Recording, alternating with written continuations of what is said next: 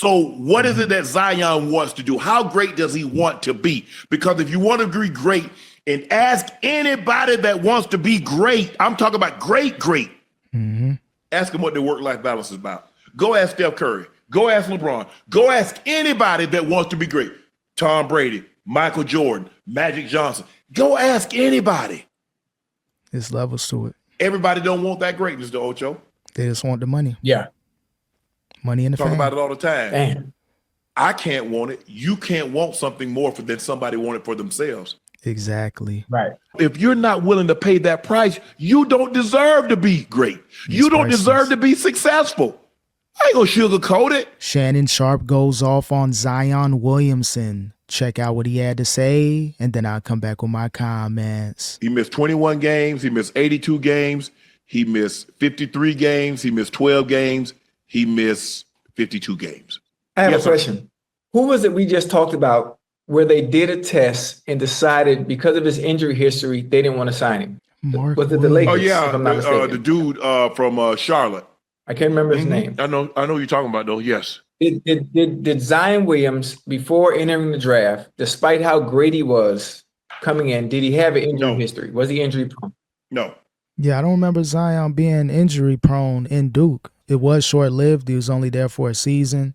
And in high school, when I was kind of following his career on social media, didn't really hear anything about injuries. So looks like this happened either at the time of Duke going to the Pelicans. So for what it seems like, he was pretty much healthy his whole career, didn't have any setbacks, didn't come into the league heavy, but he was a big dude. So I think if you add all that weight on Zion, him jumping out the gym and landing and just having these lower extremity injuries, that's going to contribute to what we're seeing now. So Zion Williamson got to find a way to get it together. He's looking like a bust right now, not in the traditional sense, because he can still put up 25 and 10 on any given season, but his availability is starting to turn him into a bust.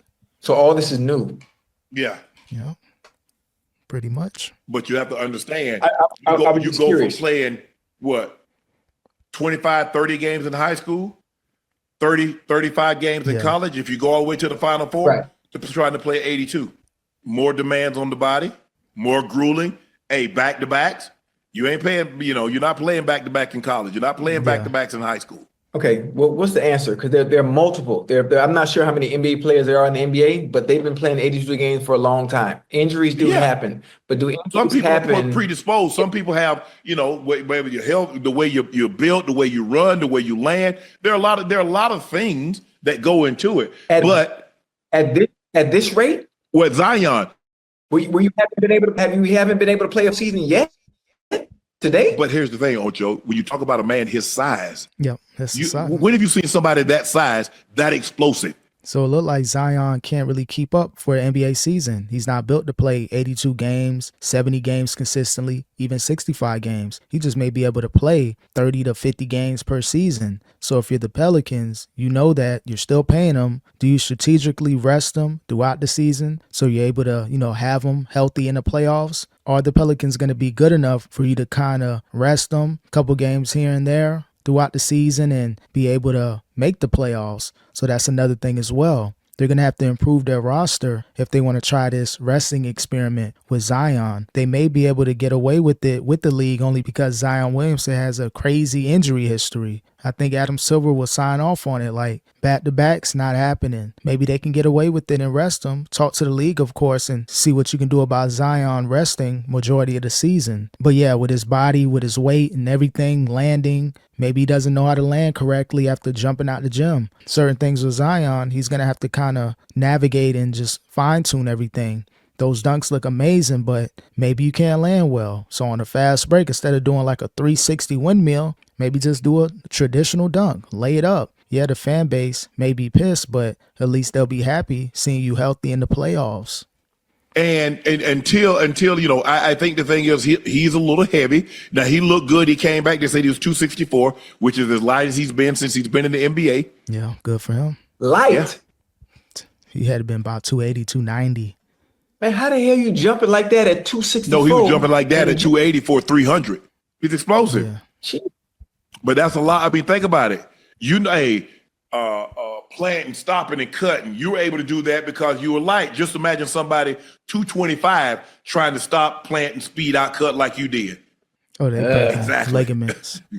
Yeah, so that's crazy. So for him to do all those crazy dunks at around 300 plus max, that's crazy. So if you're Zion, for your body to even maintain that, that's cool. But long term, it wasn't going to happen in the NBA. You can get away with that in high school and college when you don't have back-to-backs, when you're playing between 30 and 35 games per season. Trying to play 82 games, the travel, the working out, it's just a different type of energy when you're in the NBA. So Zion Williamson, man, I'm rooting for him, but at the same time, it's just unfortunate that fan base hasn't been the same since Anthony Davis left.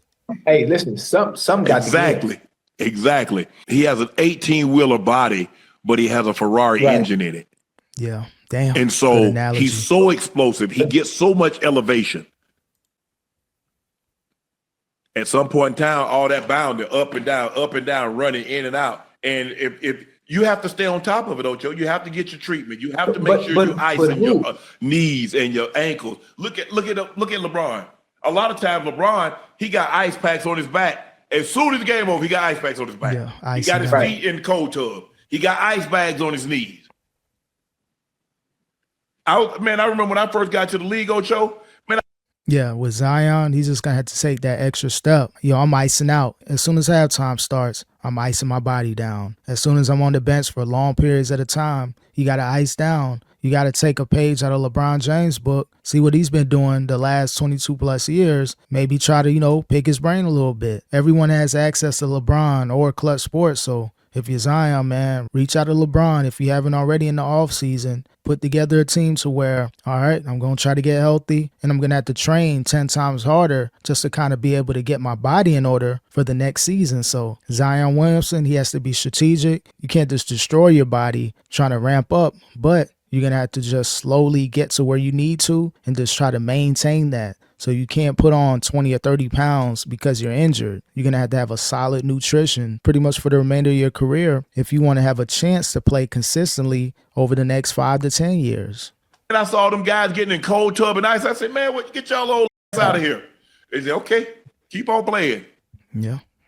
You catch up. By year 5, my youngest was in the cold tub. Yeah. Better adapt. So, are the Pelicans to blame at all, or is the onus on this and the injuries year after year after year? Is this all on Zion? Just curious. It's on Zion. Well, look, Ocho, you can only do so much. What you do, how you eat, how you prepare, are you getting enough rest? There are a lot of things that go into it.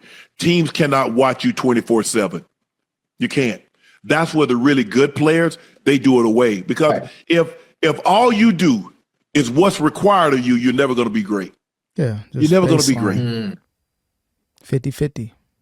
You see, I was reading the quote will.i.am said. He said, work-life balance is for someone that's fulfilling somebody else's dream.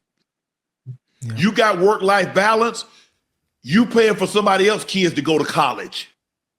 You paying for their second and third home. That's not yours.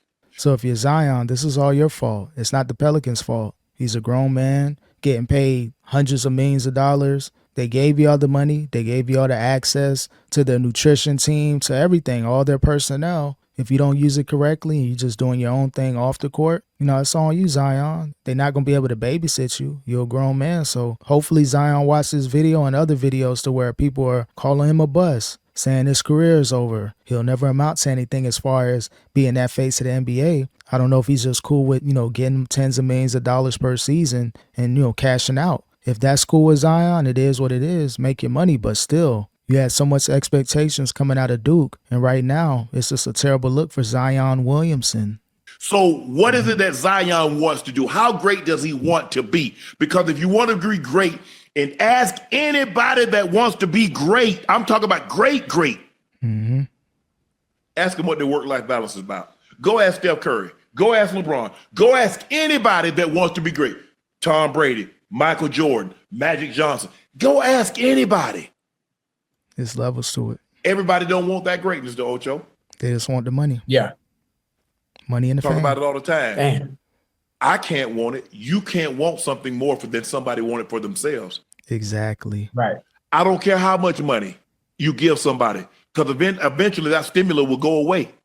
Preaching If you're right not a now. very self-motivated person, there ain't enough money in the world to keep you motivated. That's Because what we've seen right guys, now. $100 million contract, $200 million contract, and give it all up.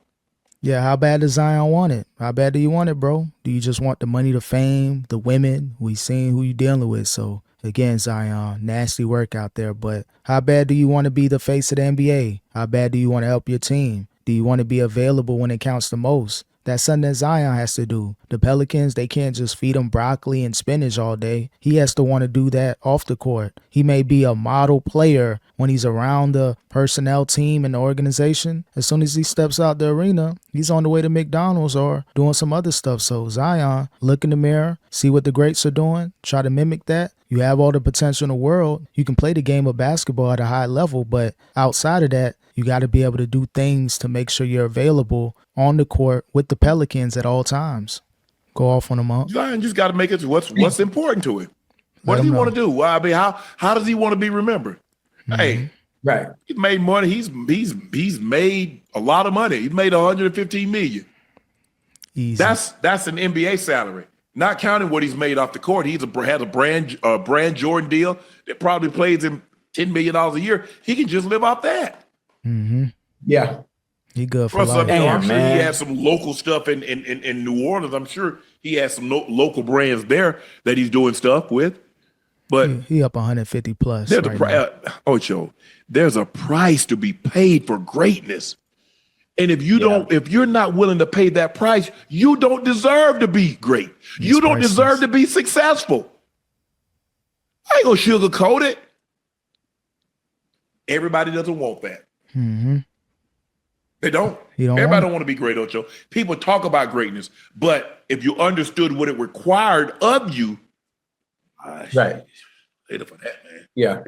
Yeah, that's what it is with Zion. Do you want to be great? There's a price to being great. It's really priceless. Yeah, you get all the money, you get all the brand deals, local TV deals, NBA contract, but being remembered 20, 30, 40 years from now, that's priceless. What Jordan created, what Jordan built for the NBA, that's priceless for him. Yeah, the Jordan shoe brand, the billions of dollars he's making every year, that's amazing. But for his name to be talked about 20, 30 plus years after you retire, that's priceless. You can't buy that. Zion Williamson, he's fading away. It doesn't look like he's going to last too long in the NBA, especially at a high level. Maybe he can parlay his way, try to be on the team for a few years and maybe put up some decent numbers, but he's not going to be remembered as one of the greats. He's just going to be one of those biggest what if stories. What if Zion didn't get injured? What if Zion could have kept the weight off? He's that what if story. So if you're Zion, maybe you have time to change it, but it starts with you. It starts with the man in the mirror.